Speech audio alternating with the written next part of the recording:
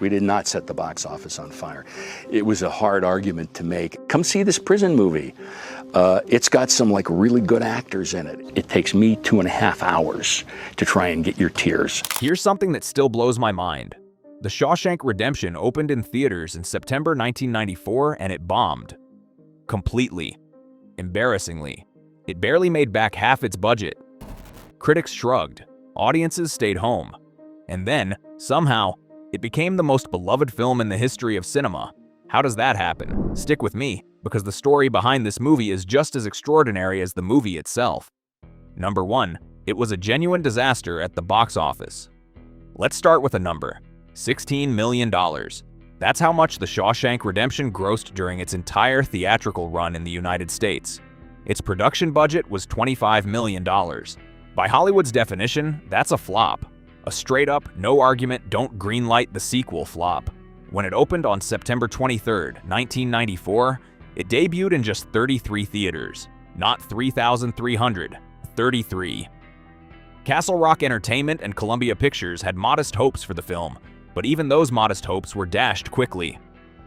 The movie opened on a weekend that also featured the massive blockbuster Forrest Gump, which had already been in theaters for 2 months and was still crushing everything in sight. Shawshank didn't stand a chance. By the second week, the film was already fading. The studio expanded it to a wider release, eventually reaching around 944 theaters, but the numbers never caught fire. It finished its theatrical run quietly, without fanfare, without celebration. The trades wrote it off. Hollywood moved on. And yet, here we are, decades later, and this flop is a cultural institution. So what happened? Number 2. 7 Oscar nominations and 0 wins. Somehow, despite being ignored by audiences, the film was recognized by the Academy. The Shawshank Redemption received 7 Academy Award nominations for the 1995 ceremony, including Best Picture, Best Actor for Morgan Freeman, Best Adapted Screenplay, Best Cinematography, Best Film Editing, Best Original Score, and Best Sound. 7 nominations, 0 wins. Every single category it was nominated in, it lost. It lost Best Picture to Forrest Gump. Morgan Freeman lost Best Actor to Tom Hanks, also for Forrest Gump. It was almost poetic. The same film that crushed it at the box office then crushed it at the Oscars. But here's the fascinating twist. In the decades since, public opinion has completely reversed. Ask most film lovers today which film deserved Best Picture more, Forrest Gump or Shawshank Redemption. And the overwhelming answer is Shawshank. History has rehabilitated this film in a way that almost never happens in Hollywood. Number 3. VHS and cable TV saved it. The real story of how Shawshank became a classic is the story of home video. When the film was released on VHS in early 1995, something unexpected happened. Word of mouth exploded. People who had missed it in theaters, and which was almost everybody, started renting it from Blockbuster and local video stores. They watched it. Then they told their friends, their families, their coworkers, "You have to see this movie." It became a genuine grassroots phenomenon at a time when there was no social media. No streaming, no algorithmic recommendation. Just one person handing a VHS tape to another person and saying, "Trust me." HBO and other cable networks then picked it up and began airing it regularly throughout the mid to late 1990s. If you had cable during that era, you stumbled across Shawshank constantly. It was always on, and every time it was on, you watched it, even if you'd already seen it twice. That's the magic this film has.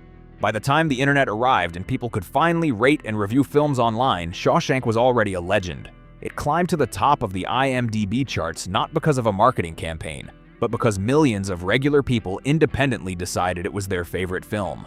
Number 4. Tom Hanks turned it down. Close your eyes and picture Tim Robbins as Andy Dufresne. Got it? Good. Now try to picture someone else, because Tim Robbins was not the first choice. Tom Hanks was offered the role of Andy Dufresne and turned it down. Why? Because he was already committed to Forrest Gump, the same film that would go on to beat Shawshank at both the box office and the Oscars. It's one of the great what-ifs in cinema history. Tom Hanks in Forrest Gump is arguably his finest performance. But Tom Hanks in Shawshank? We'll never know.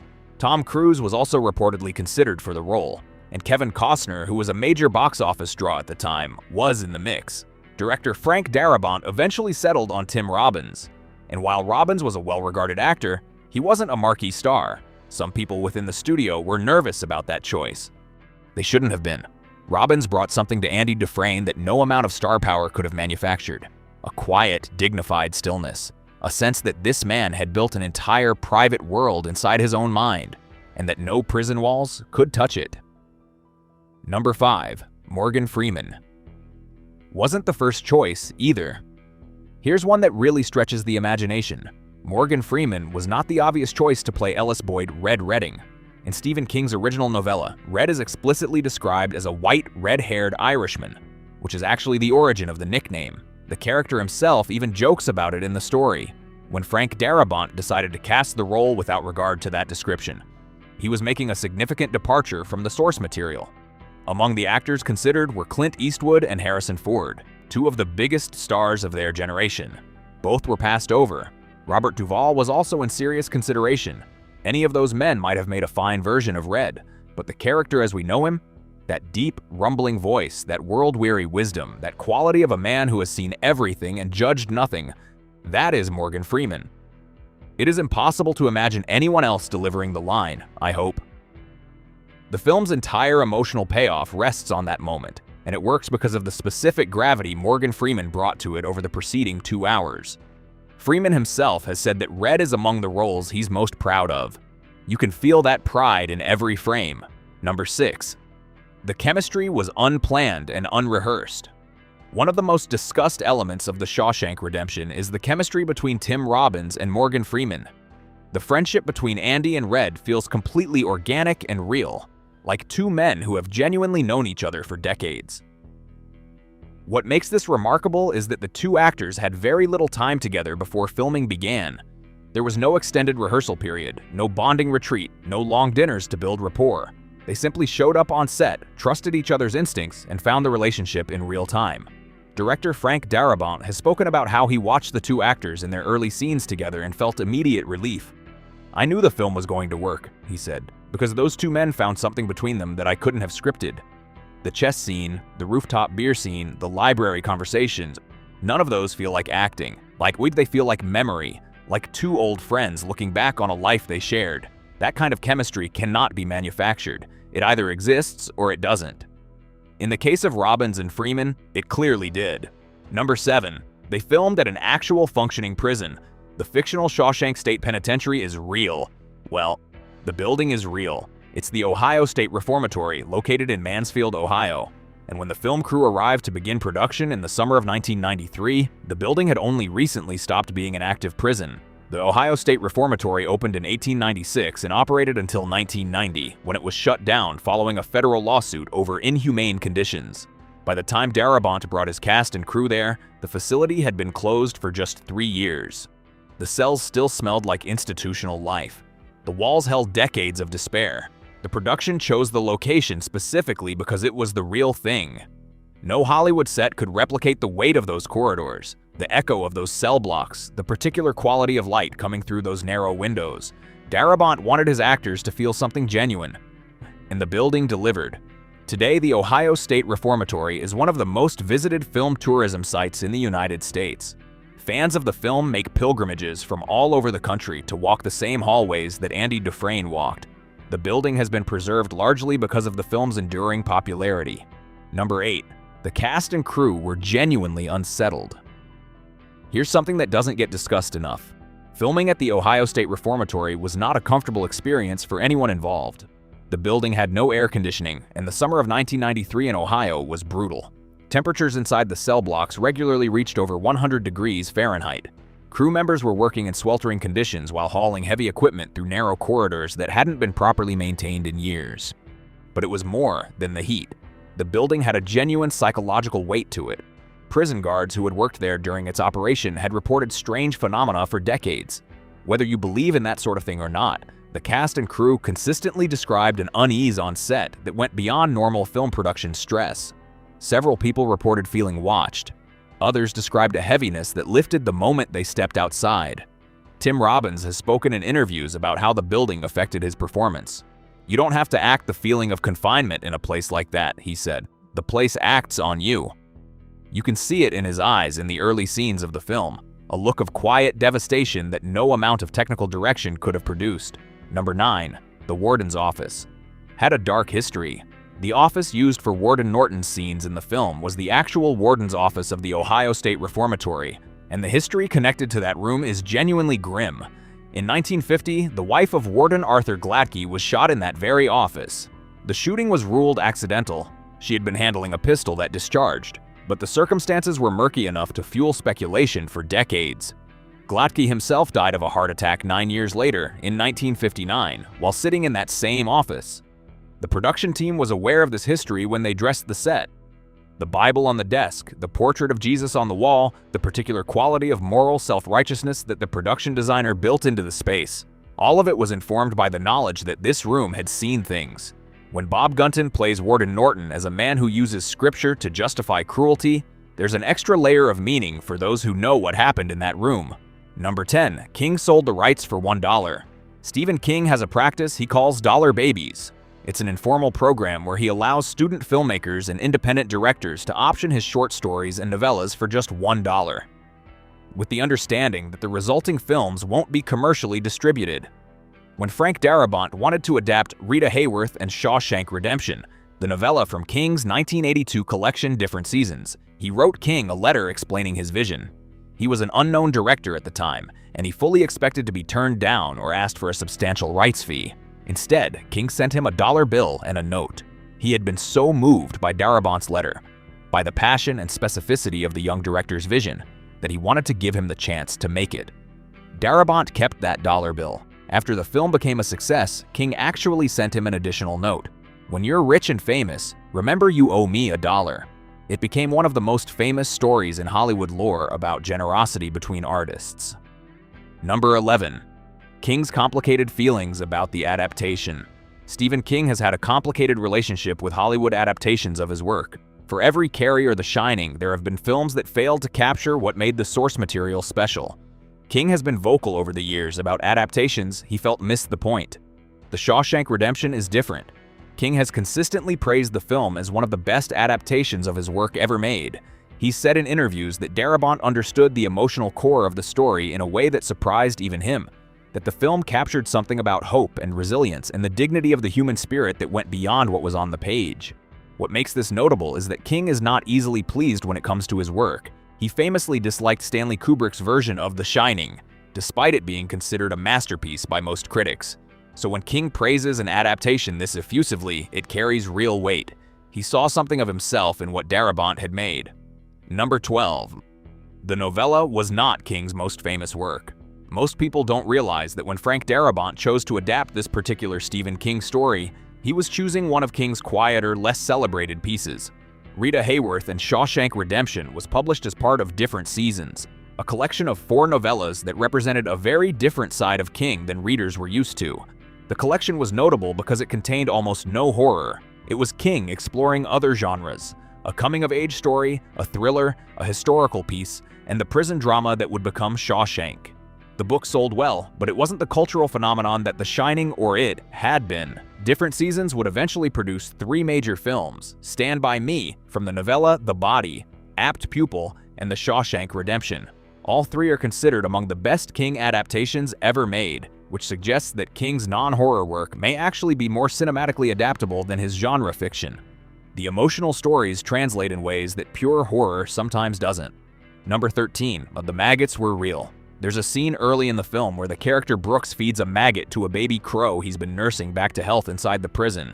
It's a small moment, but it establishes Brooks as a man of quiet gentleness, someone who has found a reason to care for something fragile in a place designed to crush everything tender. Here's what you probably didn't know. The maggot in that scene was real. The production used an actual maggot because the ASPCA, the American Society for the Prevention of Cruelty to Animals, monitors film productions and would not allow a live crow to be fed an artificial maggot. The concern was that a fake maggot might harm the bird, so they used a real one. James Whitmore, the veteran actor who played Brooks, had to handle a live maggot during the scene. He was in his 70s at the time and approached the whole thing with complete professionalism. The crow, a real trained animal, accepted the maggot without incident. The scene made it into the film. The ASPCA was satisfied, and somewhere in cinema history, a maggot got its moment.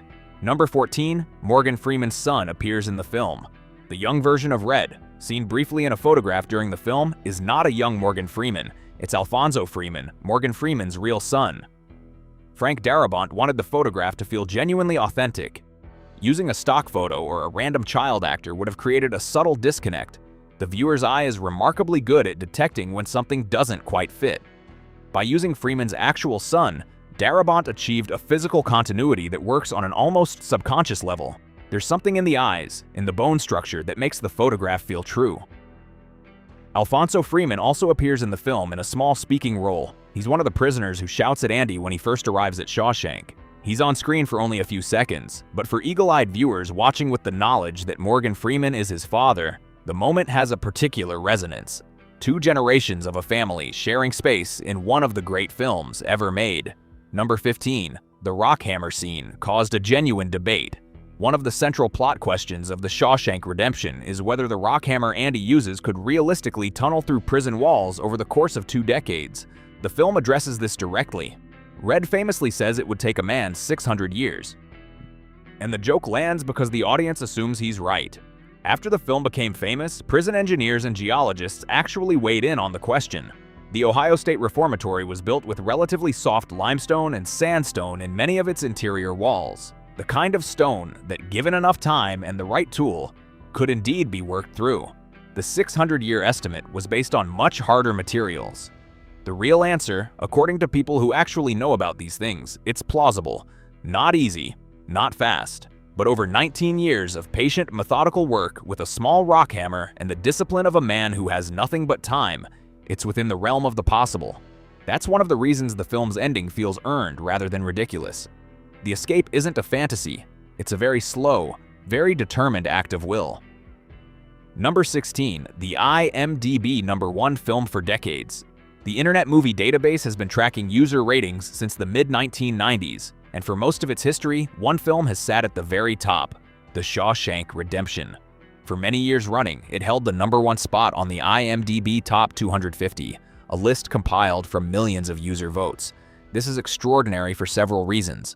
The IMDb list is not a critics poll or an academic ranking. It is a direct democracy, millions of ordinary viewers casting votes for the films they love most. And over again, decade after decade, those viewers have chosen Shawshank above The Godfather, above Citizen Kane, above Schindler's List, above every film that has ever been made. The film has been challenged at the top over the years. The Godfather occasionally nudges it out, but it always returns. Something about this film resonates with regular people in a way that surpasses its critical reputation. It's not just liked, it's loved. There's a difference, and the IMDb ratings capture it with remarkable clarity. Number 17, the repeat viewing phenomenon. Films get watched once, maybe twice for something truly special. The Shawshank Redemption gets watched over and over again in a way that is almost without precedent in cinema history. Surveys and viewer polls consistently show that a significant percentage of the film's most devoted fans have seen it more than 10 times. Some report viewings in the dozens.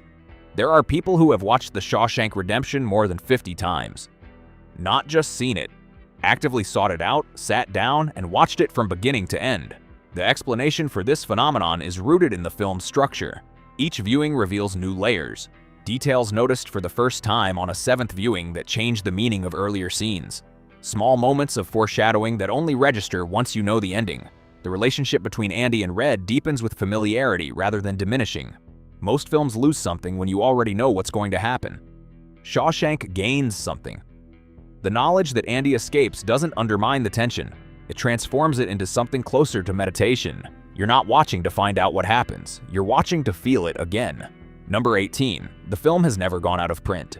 Since its release on VHS in 1995, The Shawshank Redemption has never gone out of print in any home video format. Every format that has emerged, Laserdisc, DVD, Blu-ray, 4K Ultra HD, has included a version of this film in its catalog, often as one of the early releases used to showcase the new technology's quality.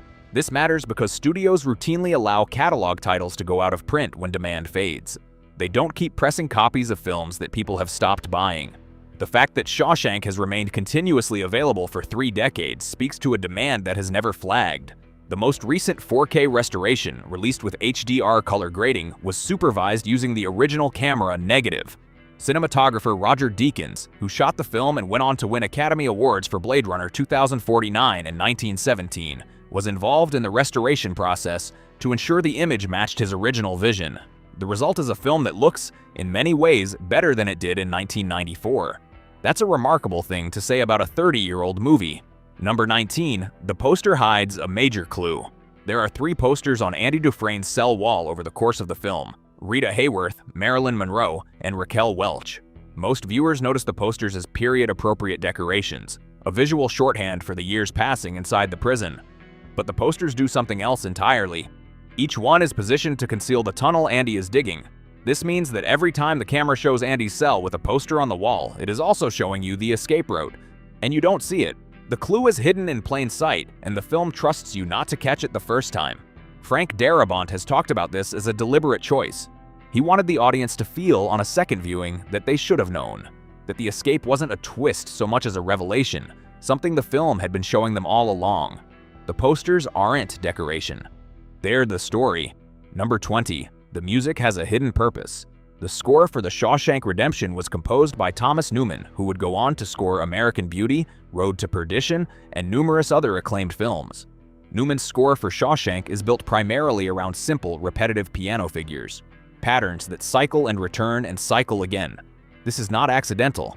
The music is composed to mirror the experience of imprisonment.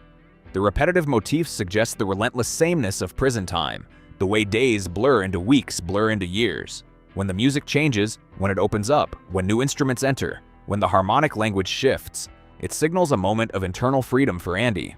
The score is mapping his inner life, not the external action. The most famous musical moment in the film, the scene where Andy plays the Mozart duet from The Marriage of Figaro over the prison's PA system, was nearly cut. The studio felt it was too indulgent, too slow, too disconnected from the thriller momentum they expected. Darabont fought to keep it. It is now considered one of the most transcendent scenes in American cinema. Red's narration in that moment, about how music can reach a place inside you that nothing else can touch, is the thesis statement of the entire film. Number 21. The ending almost didn't exist. The ending of The Shawshank Redemption, Red walking down a road toward the Pacific Ocean, Andy waiting for him on a beach in Mexico, the 2 men reuniting in a long wordless embrace, is one of the most emotionally powerful conclusions in film history. It is the moment the entire film has been building toward. It is the reason people cry, even on their 10th viewing. That ending almost didn't happen. Frank Darabont's original cut of the film ended much earlier, with Red on a bus, heading toward the Mexican border. We heard his voiceover. We knew where he was going, but we didn't see what happened when he got there. Darabont felt that leaving the reunion to the imagination was more honest, more in keeping with the film's literary roots. Test audiences disagreed, strongly. In preview screenings, viewers were moved by the film but felt cheated by the ending. They needed to see it. They needed the visual confirmation that hope had won, that friendship had endured, that these 2 men had found their way back to each other. The studio pushed for the extended ending. Darabont resisted, then ultimately agreed. The beach scene was added. It is now impossible to imagine the film without it.